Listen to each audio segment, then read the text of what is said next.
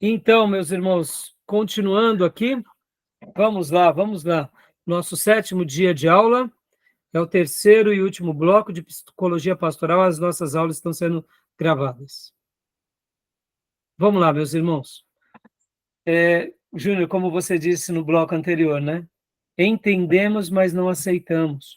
E aqui, meus irmãos, a gente tem que ser um pouco paciente, viu? Conosco mesmo. O entendimento de algo não necessariamente é uma aceitação de algo. Vamos lá, meus irmãos. Deixa eu comentar aqui uma experiência para vocês. Quando um pastor ele é atraído pelos seus próprios liderados, ou vice-versa, quando os liderados traem um pastor, ou o pastor trai os seus liderados. Meus irmãos, a gente entende que isso acontece, mas a gente não aceita. A gente precisa resolver isso. E, ao mesmo tempo, a gente tem que dar tempo para que essas coisas sejam curadas. Eu gosto muito dessa analogia. Assim como o tempo cura as feridas, é o tempo que curará as feridas da alma e do coração. Nós que cremos em Deus, isso não significa que nós não sentiremos dores também. E a gente tem que dar um tempo para a gente. E saber dar um tempo para si é saber admitir que somos pacientes do divã sagrado. E é importante esse momento. Podem ver que todos os grandes servos de Deus buscavam a Deus em jejuns, em orações, em prantos. Quero usar mais uma vez Davi aqui. Por isso que Davi, para mim, meus irmãos, ele representa uma das pessoas que mais tinha a sua identidade construída. Na pessoa dele, ele consegue harmonizar vários personas, vários tipos. Vamos pegar no caso de Uzá. Lembra? Enquanto a arca estava sendo trazida para Jerusalém, vocês têm que lembrar que os filisteus tinham se apropriado da arca no reinado de Saul, ou melhor, antes do reinado de Saul, antes de Saul ser rei, né, ali com Eli e os 2 filhos de Eli, ali naquele episódio os filisteus se apropriaram da arca, a arca depois retorna para regiões de Israel, e ela fica ali numa cidade, mas depois vem o reinado de Saul, e Saul tem um episódio apenas em que ele tenta trazer a arca, mas logo ele para. Passam-se 40 anos do reinado de Saul, vem a parte do reinado de Davi, e agora só com Davi que a arca retorna onde? Ao tabernáculo. Então, naquele episódio em que está vindo a arca, em que a arca está numa carroça e os bois tropeçam, e ali Uzá encosta na arca, que a Bíblia diz que Deus fere Uza, ou seja, Deus irrompe castigo em Uza e ele morre, a Bíblia diz que Davi fica contrariado. Davi não compreende aquele episódio. Quando nós lemos os livros, tanto de Samuel, Reis e Crônicas, e a gente começa a fazer uma leitura mais profunda, nós vemos que Davi, no momento em que ele fica contrariado, ele não se levanta contra Deus, mas ele fica numa baita dúvida. Por quê? Porque ele estava fazendo algo que era pseudo para a glória de Deus, e de repente vem agora Deus e castiga uma pessoa muito importante que é Uzá. E a Bíblia vai mostrar que Davi vai buscar auxílio dos sacerdotes, e Davi também, pelo texto, ele diz, nós erramos. E aí ele se inclui. E por que nós erramos? Porque a arca não era para ser carregada pelo rei. A arca era para ser conduzida pelos sacerdotes, principalmente os coatitas. Mas Davi, no seu ímpeto de fazer a obra de Deus, iniciou um movimento que não era para ele fazer, era para os sacerdotes fazerem. Então ali a gente vê vários erros, Mas o que eu estou falando tudo isso? No momento da contrariação de Davi, eles buscam as escrituras. Mais uma vez, você vê como esse tema ele é relevante. Por quê? Porque nesse capítulo 4, né, o nosso querido irmão Larry Crabb, ele está mostrando, sim, que a Bíblia ela pode ser esse livro que norteia todo o aconselhamento, norteia toda a vida desse servo de Deus, mesmo ele estando passando por uma ajuda pastoral ou mesmo terapêutica e científica. Né? Essa é um critério de fé. Mas voltando ao pensamento de Davi e voltando sobre a nossa vulnerabilidade. Admitir a vulnerabilidade é dar lugar ao milagre de Deus, ao verdadeiro milagre, à verdadeira atuação. Vociferar uma fé burra e estúpida pode até convencer os bobinhos que estão ali nas nossas fileiras. Mas o tempo vai mostrar que eram palavras tolas e fúteis, sendo vociferadas muitas vezes nos lábios de um pastor. Ou seja, admitir que somos pacientes diante de Deus não tem nenhum problema. E não ter certeza das coisas da vida também não tem nenhum problema. Por que eu estou falando tudo isso, meus irmãos? Porque isso nos torna mais ensináveis, isso nos torna mais humanos e até mais crentes que dependem da soberania de Deus. Nos colocam no devido lugar. Porque quando a gente se torna vaidoso, a gente quer mandar em Deus, como se Deus fizesse o que nós queremos. E isso não é a verdade. A gente está a serviço dele e não ele a serviço nosso. Tá bom? Beleza, meus irmãos? Ok. Bom, meus irmãos, eu vou deixar aqui o livro-texto, nós paramos aqui na página de número 71, né? E a gente vai, na próxima aula eu continuo a partir dela, mas continuem lendo, e eu quero agora comentar um pouco com vocês sobre aquele texto que eu tinha falado, né? Eu tinha falado hoje para vocês, inclusive, que a gente ia ler um pouco mais aqui sobre o livro Introdução à Psicologia Geral, do David Meyers, né? E assim, olha só que interessante, quando ele fala aqui um pouco sobre os distúrbios psicológicos, deixa eu ler um resumo bem breve para vocês sobre essa questão dos distúrbios. Olha só o que ele diz. Os distúrbios psicológicos nos fascinam, e em parte porque a maioria das pessoas vai experimentá-los ou testemunhá-los de perto em algum momento. Isso é um fato. Todos nós veremos algum distúrbio psicológico, ou dentro da nossa casa, ou conosco, ou próximo a nós. E aí ele vem aqui definindo os distúrbios psicológicos. Não há um abismo entre a normalidade e a anormalidade, mas um limite tênue e um tanto arbitrário. Onde traçamos o limite depende de quão atípico, perturbador, desadequado e injustificável é o comportamento de uma pessoa. Ou seja, quem sofre de um distúrbio psicológico, a gente costuma traçar um abismo, mas na realidade não há um limite. Não há um limite. Cada um vai ter o seu pressuposto, né? O que é normal? E o que é anormal? É um pouco relativo. É um pouco relativo. Depende muito daquilo que compreendemos como normalidade ou como anormalidade, né? Mas podem ver que, por exemplo, vamos pegar um exemplo aqui, irmãos. Uma família que ela é narcisista. E o que é ser narcisista, irmão? O narcisismo é uma pessoa que praticamente cuida só de si próprio, né? Tem pensamentos de grandiosidade, exibicionismos, eles se sentem muito maiores do que os outros, há uma ausência de empatia com o outro, há uma incapacidade de se relacionar, mas, ao mesmo tempo, cultua a si próprio, né? O mito de Narciso é muito interessante entre os gregos, que ele se autocontemplava nas águas, vendo a sua beleza.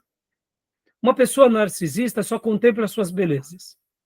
Ou seja, você viu o que eu fiz hoje? Hoje, Deus me usou. Né? É tudo voltado para ele ou para ela.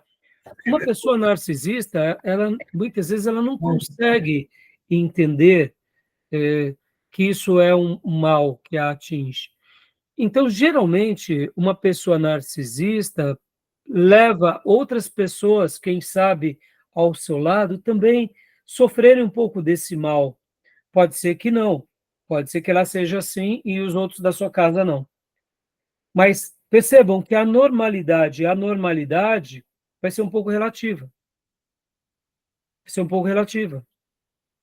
Quem convive com uma pessoa narcisista se torna um pouco mais difícil, quem não é narcisista. Porque o narcisismo, tudo gira ao redor dele. Tudo tem que ser favorável a ele. E isso é uma dificuldade muito grande, né? Então, aqui, continuando o resumo do Myers, né? Compreendendo os distúrbios psicológicos. A suposição do modelo médico, no qual os distúrbios psicológicos são doenças mentais, prevaleceu sobre as perspectivas anteriores de que demônios e espíritos do mal eram os culpados.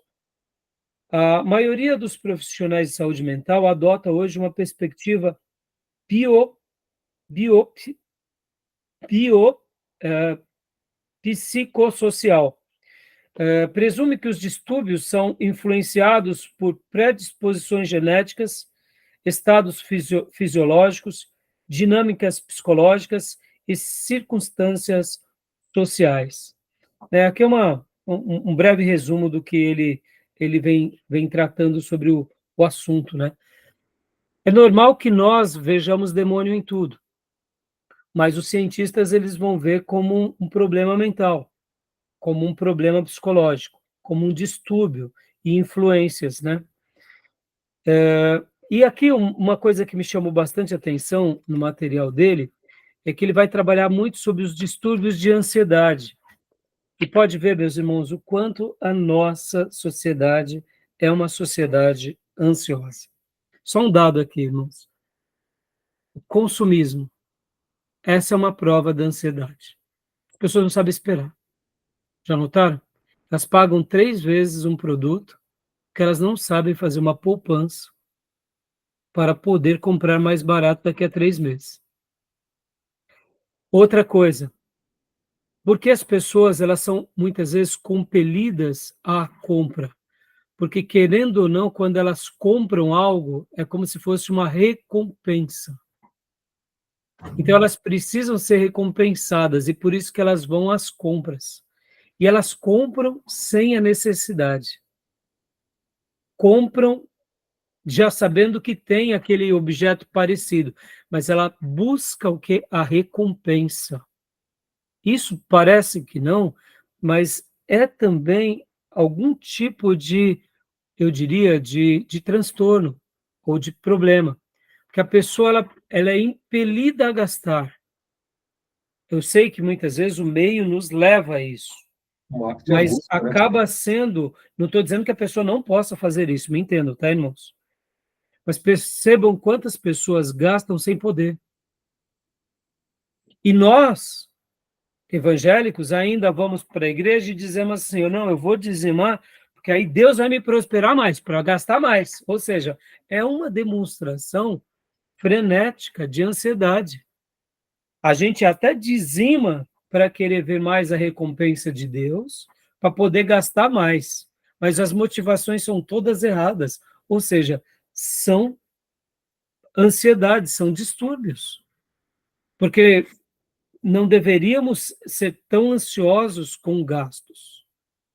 Né? Não estou falando também que aquele que guarda demais também seja saudável, não é isso. Eu estou querendo aqui que chegar a um equilíbrio, irmãos. Podem ver, as pessoas elas chegam a ter tantos souvenirs, pode ver que a gente sofre um pouco do mal americano. A casa de um americano tem muita coisa, e a gente tem que ter muita coisa, porque se a gente tem muita coisa, nós somos. Supérfluo, né? E isso é uma identificação pela posse, e não pela existência. Isso é um problema. Nós precisamos ser felizes, e não ter para ser feliz. Nós buscamos o ter, né, como padrão de ser.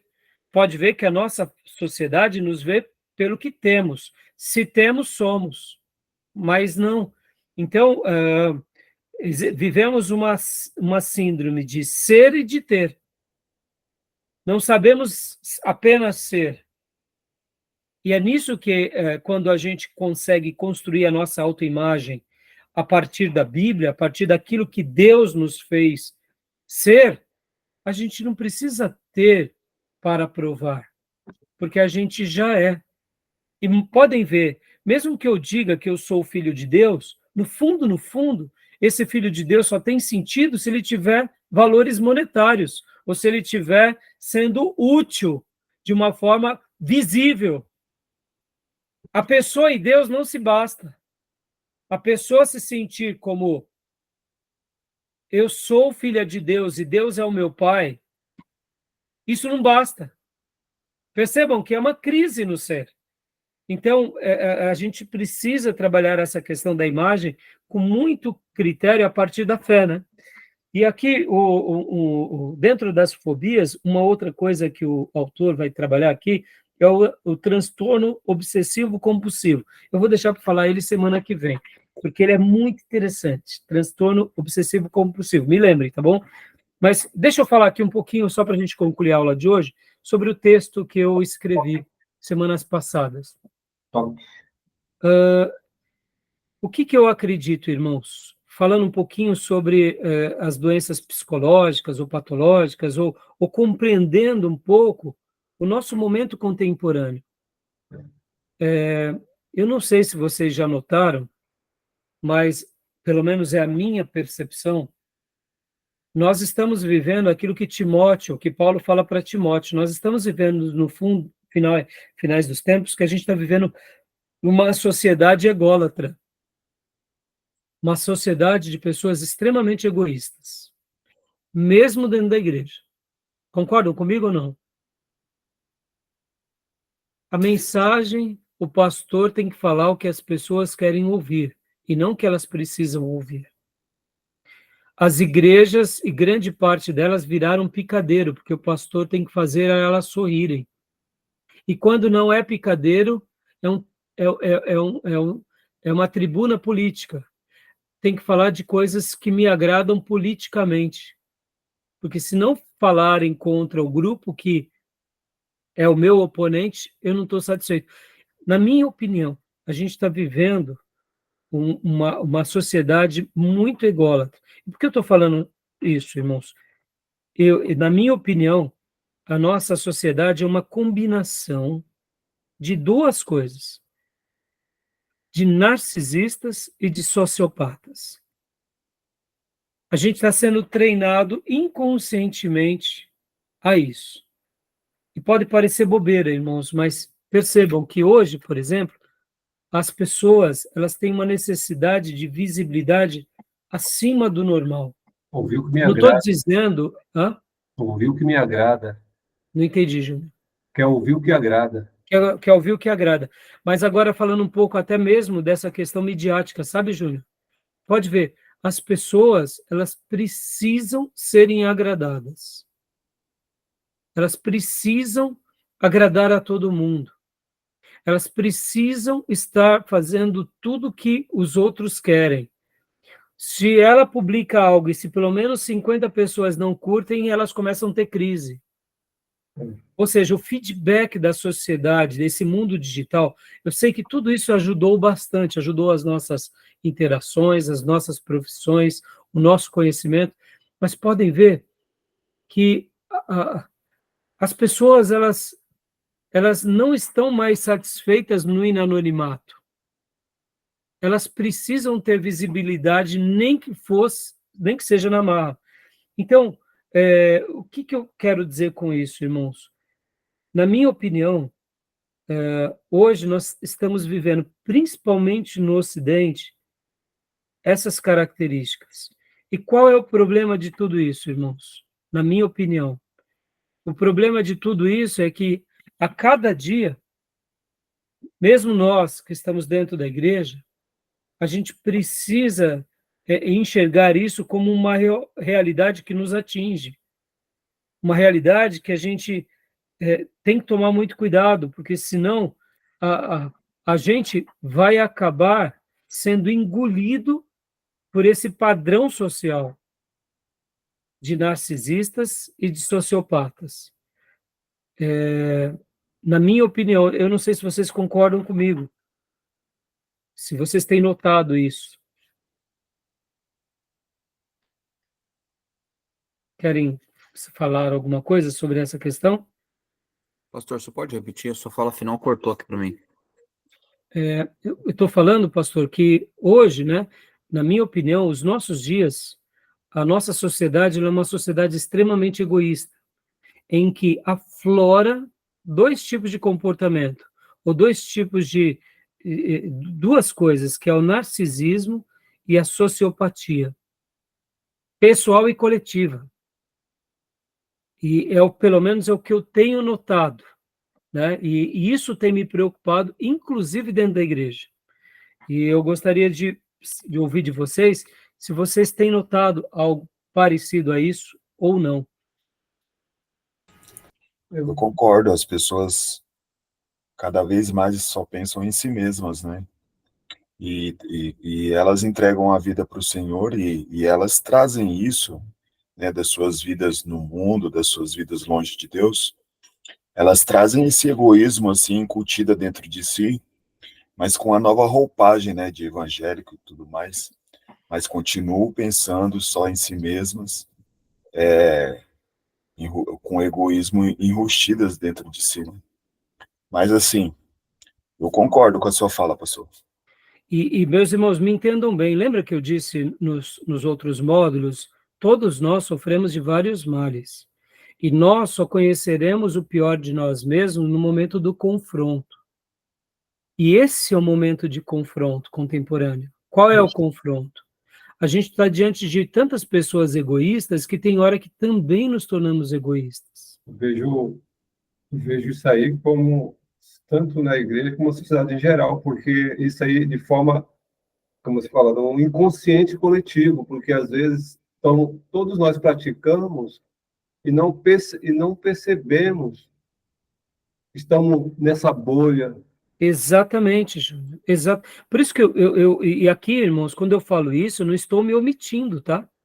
Eu estou fazendo uma autocrítica a partir da minha autocrítica, para que, quem sabe, a partir daí, a gente possa estar construindo uma ideia um pouco melhor.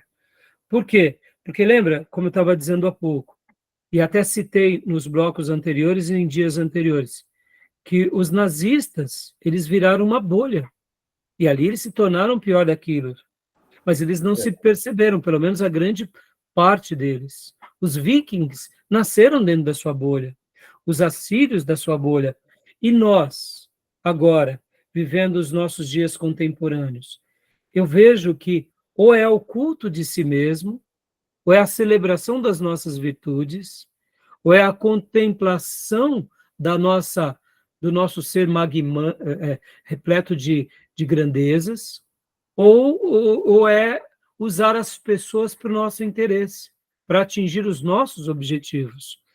E por que eu estou falando tudo isso? E eu não estou dizendo que no passado, no mundo de Abraão e dos patriarcas, eles não sofriam, de repente, de narcisismo. Não, quem sabe Jacó era um narcisista. Mas o mundo não vivia em função disso. E nos dias também das cidades-estados ou do reino de Israel, não quero dizer que podemos dizer que Saul era um narcisista, um sociopata. Pelo menos é o que mais ele se enquadra.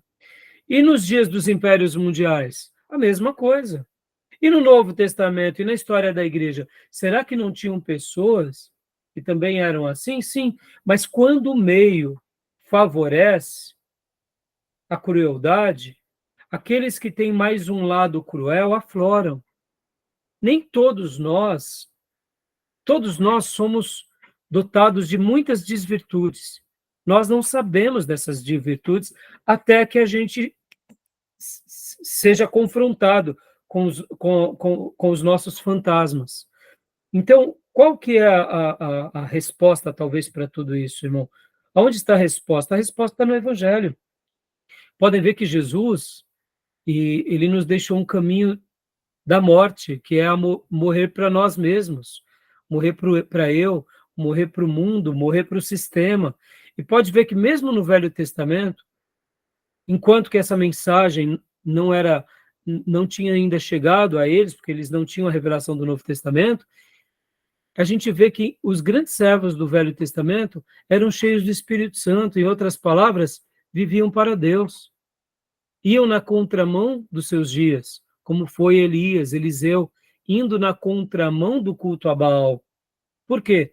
Porque a resposta para nós e para a nossa sociedade é o quê? É Cristo, é o Espírito Santo, é morrer para nós mesmos, é vivermos para Deus, é sermos cheios do Espírito Santo, são as virtudes cristãs. Diante disso, a gente pode até melhorar um pouco a nossa caminhada, né? Mas, em resumo, em tese, era isso que eu queria dizer, até porque eu até escrevi um assunto um pouco longo, mas eu queria até resumir. Podem ver, meus irmãos, que a história vai se repetindo nos nossos dias. Esses dias eu conversava com o Júnior, dizendo que hoje nós somos um país democrático. É verdade, nós somos uma república democrática, diferente de outras repúblicas que recebem de nome de democracia, mas são autocracias, são mais tirânicas. Mas mesmo nós, no Ocidente, que vivemos na nossa república, a gente também sofre de males, como acontecia nos dias de um império ou de um reino. Só mudou os nomes. Pode ver que nós temos os nossos presidentes, governadores, prefeitos, senadores, juízes, desembargadores, promotores. É praticamente uma nova monarquia na república.